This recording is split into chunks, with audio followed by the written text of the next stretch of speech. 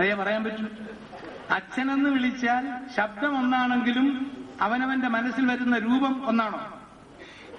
പല രൂപങ്ങളാണ്. ഒരച്ഛനെന്ന് പറയുന്ന വാക്കിൽ നിന്ന് അവനവന്റെ സംസ്കാരത്തിന് യോജിക്കുന്ന രീതിയിൽ അവരവരുടെ മനസ്സിൽ എങ്ങനെ പല രൂപങ്ങളുണ്ടായി? അതൊരു വലിയ സയൻസാണ്. അതിനെടുത്ത് ദൂരെ എറിയാനൊന്നും പറ്റില്ല. അത് വച്ചും കൊണ്ട് ഇവിടത്തെ ശാസ്ത്രത്തിന്, ഭൗതിക ശാസ്ത്രത്തിന് ഒരു ഉത്തരം കാണാൻ കഴിഞ്ഞില്ല. ഇത് ഹ്യൂസ്റ്റണിലെ അവിടുത്തെ യൂണിവേഴ്സിറ്റിയിൽ ഞാൻ ചോദിച്ച ഒരു ക്വസ്റ്റ്യൻ ആണ്.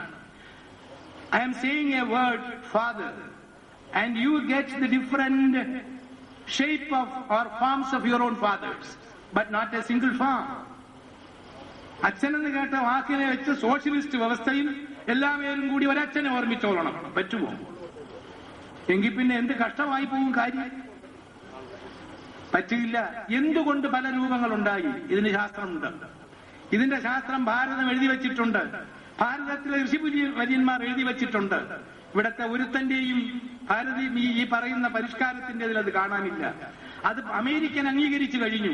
അങ്ങനെ കാനഡയിൽ നിന്ന് വന്നവന്റെ ഇത് എന്റെ മുമ്പിൽ വെച്ചിട്ട് നിങ്ങളുടെ കമ്പ്യൂട്ടറിൽ പോയി എടുക്കാം. ഈ കമ്പ്യൂട്ടറിൽ ടോണോസ്കോപ്പ് എന്ന് പറയുന്ന ഒരു സാധനമുണ്ട്. ടോണോസ്കോപ്പ് എന്ന് പറയുന്നത് ശബ്ദമാപിനി എന്ന് വേണമെങ്കിൽ പറയാം.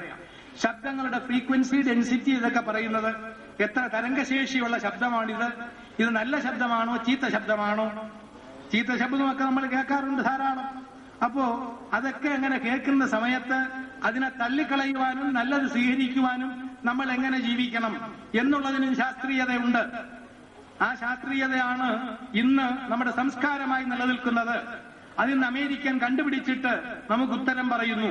ഈ കാണുന്നത് ഈ കമ്പ്യൂട്ടറിൽ ഒരു ടോണോസ്കോപ്പ് ശബ്ദമാപിനി ഘടിപ്പിച്ചിട്ട് ശബ്ദത്തിന്റെ അളവറിയുന്ന ആ യന്ത്രം ഘടിപ്പിച്ചിട്ട് ഓം ഹ്രീം, ഇവിടെ ഇപ്പോ ഇവരെല്ലാരും പറഞ്ഞോ എന്ന് എനിക്കൊരു സംശയം.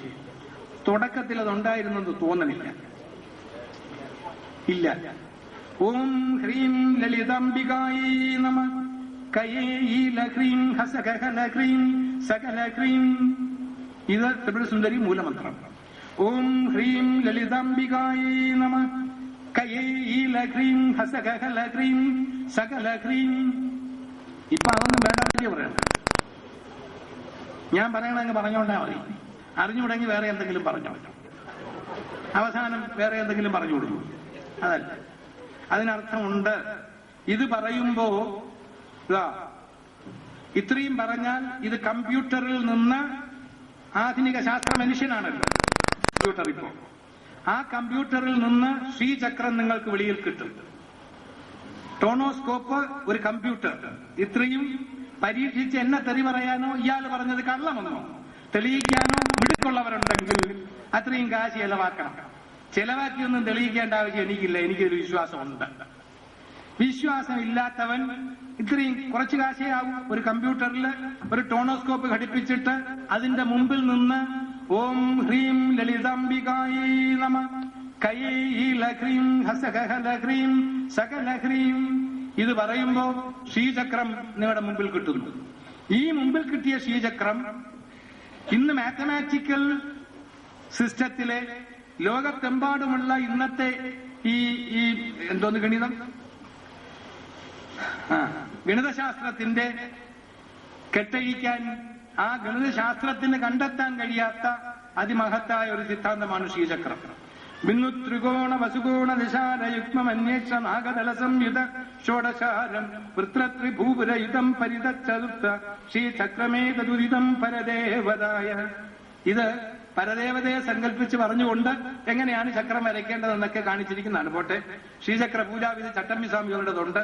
അതിൽ ശാസ്ത്രീയമായി വിവരിച്ചിട്ടുണ്ട്. പോട്ടെ, ഇത് ഞാൻ ഇപ്പൊ അങ്ങോട്ട് കടക്കുന്നില്ല. എങ്കിലും ഇതില് ഈ ഉണ്ടായ ശ്രീചക്രത്തിൽ ഇതിന്റെ മധ്യത്തിലേക്ക് ലേസർ ബീം സമരങ്ങളെ പറ്റിയൊക്കെ നിങ്ങൾ കേട്ടിരിക്കും. ഈ സമരം ഇങ്ങനെ ലേസർ ബീം കടത്തിവിട്ടാൽ ഒരുതരം രശ്മികളാണത്. ഈ രശ്മികൾ നമ്മുടെ ഇടയിലേക്ക് കടത്തിവിട്ടാൽ നമ്മളെല്ലാം ഇരിക്കുന്ന ഇരിപ്പിൽ തന്നെ അങ്ങനെ ഭംഗിയായി ഇരുന്നുള്ളൂ. പക്ഷെ ഒരു കുഴപ്പമേ ഉള്ളൂ, ജീവൻ കാണില്ല. ഇങ്ങനെ ലേസർ ബീം സമര സിദ്ധാന്തങ്ങൾ വരെ ഇപ്പോൾ ഉണ്ടായിട്ടുണ്ട്. ആ ലേസർ ബീം ഉപയോഗിച്ച് ഇതിന്റെ മധ്യത്തിലേക്ക് ലേസർ ബീം അയച്ചുകൊണ്ട് അതിനടുത്ത് വേറെ ഒന്നും വേണ്ട,